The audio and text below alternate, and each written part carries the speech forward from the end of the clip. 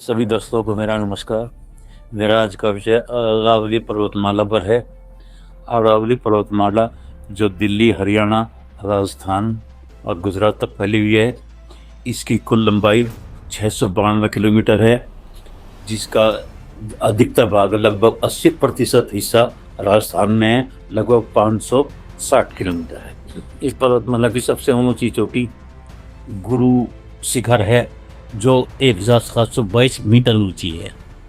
यह माउंट आबू में है, राजस्थान के माउंट आबू में है, और माउंट आबू राजस्थान के सिरोही जिले में पड़ता है।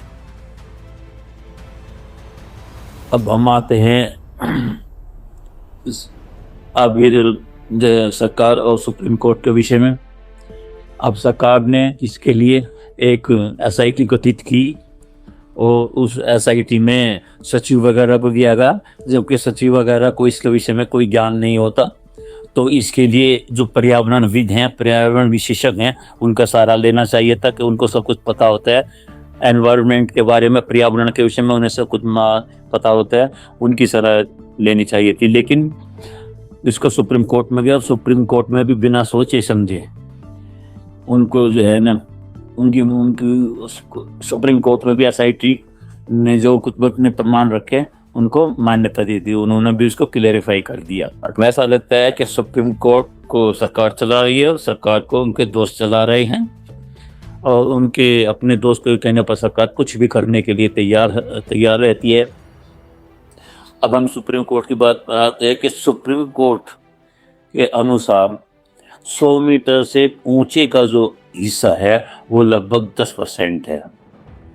जो केवल वो 10% हिस्सा ही पर्वतमाला की श्रेणी में आता है। उससे नीचे का जो 90% हिस्सा है वो उसको वे पर्वत श्रेणी में नहीं मानते, उसको वे पर्वत नहीं मानते, और उस हिस्से को वे खनन के लिए उसकी अनुमति दे देते हैं। अब इससे जो है ना, हमें कितने नुकसान है। कुछ वैज्ञानिकों का तो ये यहाँ तक कहना है कि इसका अरावली पर्वतमाला का प्रभाव हिमालय पर्वत पर पड़ता है, क्योंकि हिमालय पर्वत पर जो बर्फ पड़ती है उससे उसका पानी हमारी गंगा यमुना जैसी नदियों में आता है, नदियों से नहरों में आता है, जिससे हमारी फसलों की सिंचाई होती है विभिन्न प्रदेशों। उनका वैज्ञानिकों का मानना है यदि ये अरावली पर्वतमाला का खनन होता है तो उसके जो कण हैं, रेत के जो कण हैं, वे हिमालय पर्वत तक जाएंगे और रेत जल्दी गर्म हो जाता है। इससे जो है उसका बर्फ, जो उस पर बर्फ पड़ता है हिमालय पर्वत की चोटियों पर, वो जल्दी पिघल जाएगा। तो इससे हो सकता है कि भविष्य में जो है नदियों में पानी की कमी हो सकती है। इसके अलावा हम इसके जो योग को देखते हैं, इसके लाभ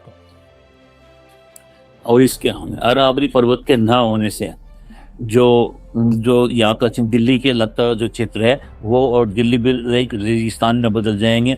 गर्मियों में चलने वाली जो गर्म लुहें हैं, गर्म हवाएं हैं, वो सीधी वो कहीं रुक नहीं पाएंगी। अब तो उनको अरावली पर्वत की जो श्रेणी है, उनकी चोटियाँ हैं, उन भी रोक लेती हैं और वे सीधी आएंगी। इससे हमारा टेम्परेचर, और इससे जो है ना उसका टेम्परेचर पहले 40-45 तक रहता था टेम्परेचर, वैज्ञानिकों का मानना है कि वो टेम्परेचर 50 तक हो सकता है। और दूसरे इससे जो है ना, जो उसकी पर्वत की ऊंची चोटियाँ हैं अरावली की, उनसे जो है ना बादलों को रोककर बरसात कराती हैं, जिसके बरसात से जो है ना हम सभी को और हमारी फसलों को पानी मिलता है।